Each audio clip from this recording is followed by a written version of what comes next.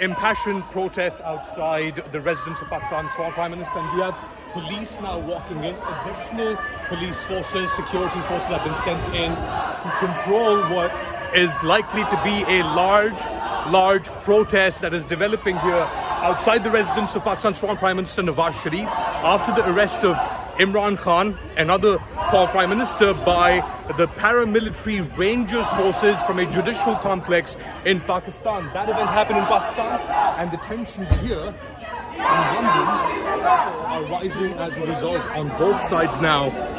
It's a serious situation, at least here at Avonfield House. And if it worsens or if it escalates in Pakistan, you'll be certain that it'll escalate here as well.